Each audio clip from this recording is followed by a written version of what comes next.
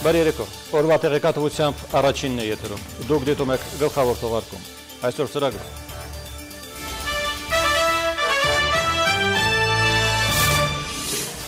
Շարունակվում է նախագահ Սարգսյանի պաշտոնական այցը Ճապոնիա, Հանրապետության նախագահը հանդիպումներ է ունեցել Ճապոնիայի վարչապետի և խորհրդարանի ներկայացուցիչների պալատի խոսնակի հետ։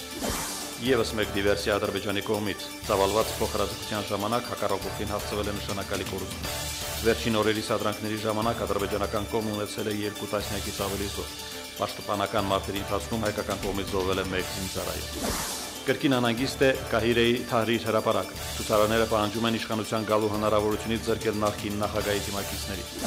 Բացառիկ երևույթ է ձեռքում։ Վեներան անցել է Արեգակի և Երկրագնդի միջև։ Այս երևույթը կկրկնվի միայն 105 տարի անց։ Այսօր Արամ Խաչատրյանի ծննդյան օրն է։ Հայ նոր կոմպոզիտորական դպրոցի հիմնադրի տարեդարձի օրը Երևանում մեկնարկում է Արամ Խաչատրյանի անվան միջազգային 8-րդ մրցույթը։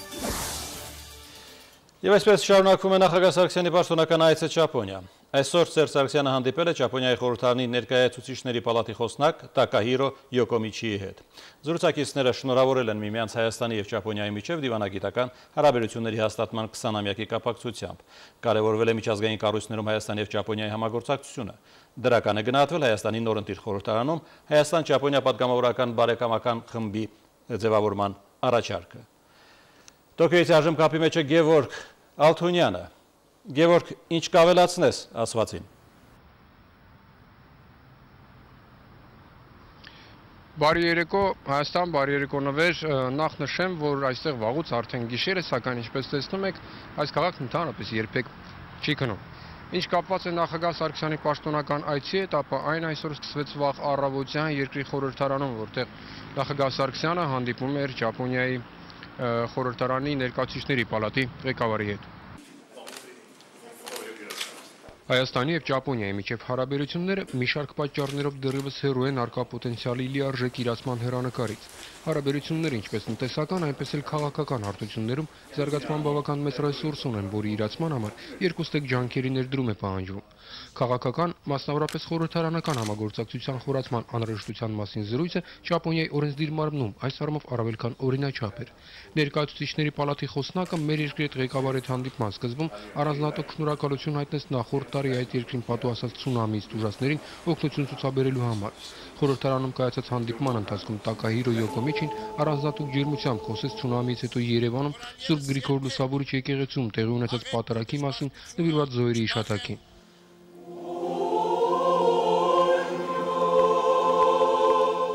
Կողմերը պայմանավորվեցին հարաբերությունները պետք է խորացնել, մանավանդ որ ռեսուրս դրա համար իսկապես կա։ Թոշիբա ընկերության մասին Հայաստանում գիտեն երևի թե բոլորը՝ հեռուստացույցներ, սառնարաններ, նոթբուքեր եւ այլն։ Բայց այս ընկերությունը մասնագիտանում է անհամեմատ շատ ճյուղերում, սկսած բարձր տեխնոլոգիական արդյունաբերական լուծումներից, վերջացրած առողջապահության ոլորտով։ Նախագահ Սարգսյանի այցին այս ընկերությունը պատրաստվել էին մեծ պատասխանատվությամբ, անգամ ողջույնի խոսքերն էին հայերենով։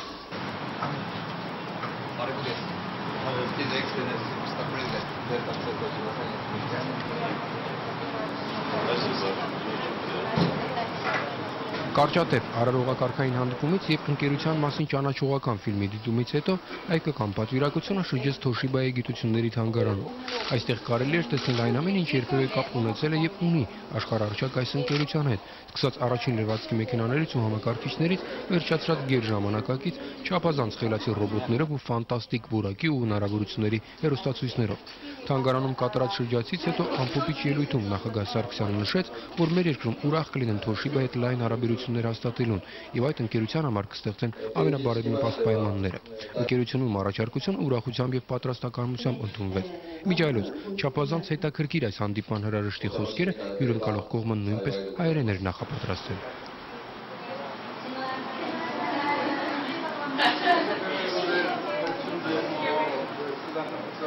Եվ բնականաբար տնտեսական բլոկ։ Այստեղ կողմերը անհամեմատ շատ անելիքներ ունեն։ Հենց այս թեմայի շուրջ էլ ծավալվեց զրույցը Հայաստանի նախագահ Սերժ Սարգսյանի և Ճապոնիայի վարչապետ Յոշիհիկո Նոդայի միջև։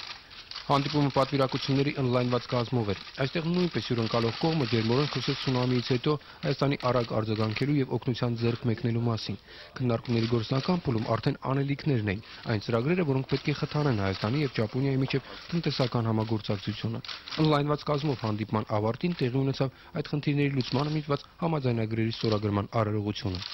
Եվ օրվա վերջում մեր երկրի ղեկավարի պատվին վարչապետ Նոդայի անունից ճաշ տրվեց, որով էլ ավարտվեց Սերժ Սարգսյանի Ճապոնիա պաշտոնական այցի երկրորդ օրը։ Նվեր ավելացնեմ, որ չնայած հանգամանքին, որ առավել քան ակնհայտ է, որ Հայաստանն ու Ճապոնիան տնտեսության ամենատարբեր ոլորտներում կարող են շատ լուրջ համագործակցություն ծավալել, մասնավորապես տեղեկատվական եւ բարձր տեխնոլոգիաների ոլորտներում, մեր երկու երկրների միջև համագործակցությունն այդուհանդերձ բավական թույլ հիմքերի վրա է դրված, ինչի վառ ապացույցն է նաեւ առևտրաշրջանառության բավական փոքր ծավալը։ Եվ այս առումով առավել քան բնական էր, որ նախագահ Սարգսյանի այցի ընթացքում պետք է չափազանց լուրջ ուշադրություն ցուցաբերվեր այցեն տնտեսական բաղադրիչին։ Վաղն առավոտյան նախագահ Սարգսյանի օրակարգային առաջին կանգառը կլինի Ճապոնիայի գործարանների հետ հանդիպումը, որին կհաջորդի արդեն հանդիպումը կայսր Ակիհիտոյի հետ։ Մեկ-երկու այլ հանդիպումներից հետո, երբ Երևանում արդեն խորը գիշեր կլինի, նախագահ Սարգսյանի գլխավորած պատվիրակությունը Տոկիոյից կմեկնի Վիետնամ։ Նվեր Շնորհակալություն Գևորգ, հիշեցնեմ Տոկիոյից Հայաստանի նախագահի պաշտոնական այցի մասին պատմում էր Գևորգ Ալթունյանը։ Հայաստանի և Ադրբեջանի արտգործնախարարների հանդիպման ընթացքում Լեռնային Ղարաբաղի հակամարտության կարգավորման նոր մոտեցումներ կներկայացվեն, Բաքվում հայտարարել է Միացյալ Նահանգների պետքարտուղար Հիլարի Քլինթոնը։ Ադրբեջանի արտգործնախարարի հետ համատեղ մամուլի ասուլիսի ժամանակ Հիլարի Քլինթոնը նշել է, որ Լեռնային Ղարաբաղի հակամարտության կարգավորման հարցում նոր մոտեցումներ կլինեն։ Նա նշել է, որ այդ հարցը կքննարկվի 2 շաբաթ անց Ադրբեջանի, Հայաստանի, ինչպես նաև ԵԱՀԿ Մինսկի խմբի համանախագահների մասնակցությամբ Փարիզում կայանալիք հանդիպման ժամանակ։ Անդրադառնալով հայ-ադրբեջանական շփման գծում հրադադարի խախտման դեպքերին Քլինթոնը ցավ է հայտնել շփման գծում իրավիճակի սրման կապակցությամբ։ Դա կարող է հանգեցնել անկանխատեսելի հետևանքների, ինչը պետք է դադարեցվի։ Մենք պետք է աշխատենք այդ ուղղությամբ եւ հետևենք, որ հրադադարի մասին համաձայնագիրը պահպանվի, ասել է նա։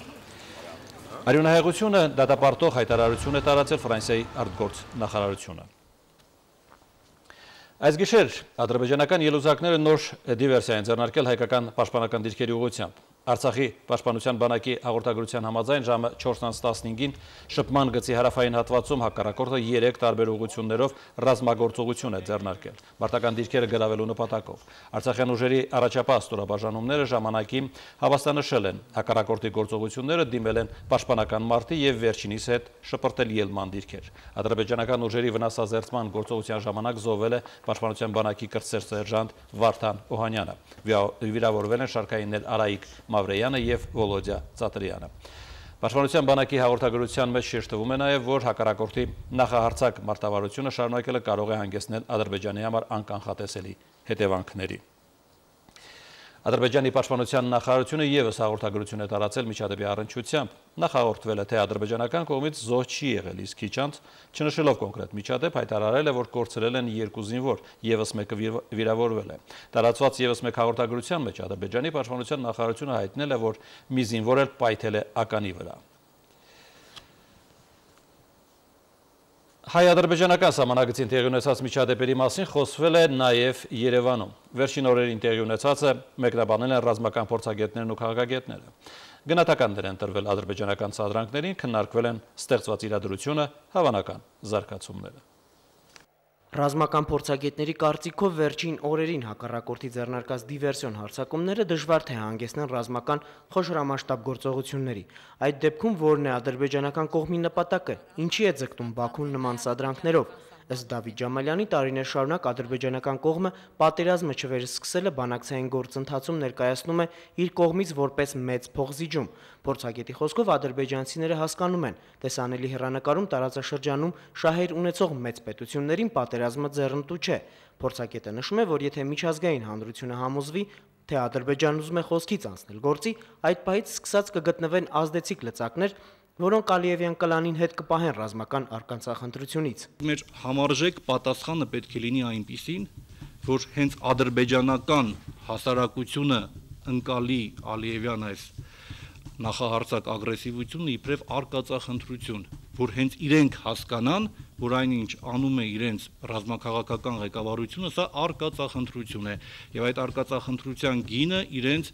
զավակների կյանքն է։ Քաղաքագետ Ալեքսանդր Իսկանդարյանի կարծիքով էլ փոխհրաձգությունները սահմանին անխուսափելի են, սակայն դրանք չեն վերաճի լայնածավալ ռազմարշավի։ Նրա խոսքով նման միջադեպերը սինխրոնացվում են Ադրբեջանի արտաքին քաղաքական դրույթների հետ։ Այս դեպքում միջադեպը կապված էր ԱՄՆ պետքարտուղար Հիլարի Քլինթոնի տարածաշրջան կատարած այցի հետ, համոզված է Իսկանդարյանը։ Я думаю, что мы это делаем в нашем институте. Գիտեք, հրաձգության հրահրումը Ադրբեջանի համար մնացել է շանտաժի միակ միջոցը։ Կարծում եմ հենց դրանով է պայմանավորված, որ Ադրբեջանը հրաժարվում է հետ քաշել իր դիպուկահարներին։ Դրանով նրանք փորձում են շեղել ուշադրությունը թե երկրի ներսում, թե դրսում։ Ադրբեջանում կան բազմաթիվ խնդիրներ, սոցիալական, տնտեսական եւ այլն։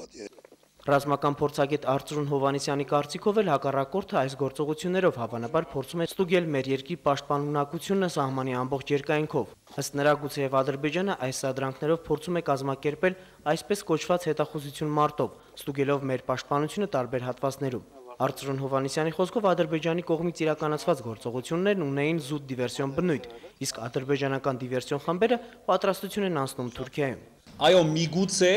հաշվի առնելով աշխարհակաղակական որոշակի զարգացումներ տարածաշրջանում, ինչին Ադրբեջանը միգուցե պատրաստվում է, միգուցե Ադրբեջանը սրանով փորձում է այսպես կոչված հետախուզություն մարտով կազմակերպել մեր պաշտպանության տարբեր հատվածներում։ Եթե Թուրքիայում իբր շատ բարձր պատրաստություն անցած դիվերսանտները նման կորուստներ են կրում, չեմ կարծում, որ Ալիևը սրանով վստահություն է ձեռք բերում, որ նրանք պատրաստ են պատերազմի։ Որպես զինվորական փորձագետ կարող եմ ասել, որ այս գործողություններով, որին հասել է Ադրբեջանը, շատ, չգիտեմ, անխելամիտ գլխավոր շտաբ պիտի ունենա, որ սրանից եզրակացնում, որ նրանք պատրաստ են պատերազմի։ Արծրուն Հովհաննիսյանը նույնպես համոզված է, որ ադրբեջանական կողմն ընտրել է թեկուզ եւ իր կողմից բազմաթիվ զոհերի գնով սադրանքներ իրականացնելու մարտավարությունը, ինչի հիմնական նպատակը ներքին խնդիրներից սեփական հանրության ուշադրությունը շեղելն է։ Իդեպ փորձագետի կարծիքով հատկանշական մի հանգամանք ադրբեջանական կողմը գրեթե միանգամից հայտարարեց կորուստների մասին, այլ ոչ թե թաքցրեց, թեկուզ եւ իր կորուստները փուլ առ փուլ ներկայացրեց, ինչն էլ հենց վկայում է ադրբեջանական կողմի խոշոր կորուստների մասին, այնպիսին, որ հնարավոր չի եղել թաքցնել։ Հայկ Հովհաննիսյան, Վահե Կոստանդյան, Ռոմիկ Խաչատրյան, Առաջին լրատվական։ Շարունակելով հետևել տեղի ունեցածին, երեկվա մեր տվյալով ոսկեպարի մոտ ադրբեջանցիների դիվերսիոն գործողության հետևանքով հակառակորդի զոհերի թիվը 10 էր եւ եւս 4-ը ճակատի այլ ուղղությունում։ Այսօր այդ թիվը ճշգրտվել է եւ ռազմական փորձագետ Արծրուն Հովհաննիսյանը եւս հաստատել է Ադրբեջանի 25 զոհի մասին տեղեկությունը։ Այդ լուրերն արդեն հայտնվել են ադրբեջանական չվերահսկվող ինտերնետային զանգվածային լրատվամիջոցներում։ Հարևանները գրում են նաեւ անհայտ կորածների մասին, որոնք հավաստի տվյալով ոչ մի տեղ չեն կորել։ Նրանք նահանջելիս գնդակահարվել են եւ այժմ դիակները գտնվում են Չեզոք գոտում, հայկական կողմի նշանառության տակ։ Վերահսկուճապը կանխելու նպատակով Ադրբեջանի պաշտպանության նախարարությունը կոչ է արել նման լուրեր չհրապարակել։ Օրվա մյուս թեմաների մասին Երևանում է միջազգային նոտարական համագործակցության կոմիտեի նախագահ Միշել Մերլոտին։ Նա ծանոթացել է նոտարական համակարգում կատարված փոփոխություններին։ Այսօր Արտարադատության նախարարությունում լրագրողների հետ հանդիպման ժամանակ նա ասել է, որ վերջին շրջանում Հայաստանում նոտարական համակարգում դրական փոփոխություններ են եղել։ Մերլոտին նաև նկատել է, որ իշխանությունները ցանկություն ունեն զարգացնել նոտարական համակարգը, ներդնելով նաև տեխնոլոգիական լուծումներ, ինչի համար միջազգային նոտարիատի միությունը պատրաստ է աջակցելու Հայաստանին։ Նոտարները մշտապես պետք է զարգացնեն իրենց հնարավորությունները։ Եթե Հայաստանում էլ կիրառվի էլեկտրոնային նոտարիատի համակարգը, կարծում եմ դա ավելի կբարձրացնի նոտարական ծառայությունների սպասարկման որակը։ Պետեկամուտների 8-րդ վարչության նոր լիազորությունների մասին։ Այսուհետև այդ վարչության ներկայացուցիչը ամեն պահի կարող է կանգնեցնել տնտեսվարողի, պահեստից խանութներ ապրանք տեղափոխող ավտոմեքենան ու ստուգել բեռը հարկային ձևակերպում ունի, թե գործարարն առանց թղթի ստվերային մատակարարումներով է զբաղված։ Օպերատիվ խմբերն ի դեպ փողոց շրջացի են դուրս գալիս շարժական համակարգչով, տեղում ճշտում։ Ճիշտ է արդյոք առաքիչը, երբ պնդում է, որ հաշիվ ապրանքագրերը գործարարի գրասենյակը էլեկտրոնային տարբերակով է ներկայացրել։ Պեկի 8-րդ վարչությունն այս հնարավորությունը ստացել է ստուգումների մասին օրենքի վերջին փոփոխությամբ, որով փորձ է արվում բացահայտել տարվա ստուգումների ցանկից, հետևաբար նաև հարկայինի վերահսկողությունից դուրս մնացած խոշոր բիզնեսները որքան են խաբում պետությանը։ Արդյունքում պարզել են, որ ներկրողների հիմնական խախտումն ապրանք ավելի ցածր գնով ձևակերպելն է։ Տեղական արտադրողները թաքցնում են իրական ծավալները, իսկ շինարարության ոլորտը ծախսեր է հավելագրում շահույթն արհեստականորեն նվազեցնելու համար։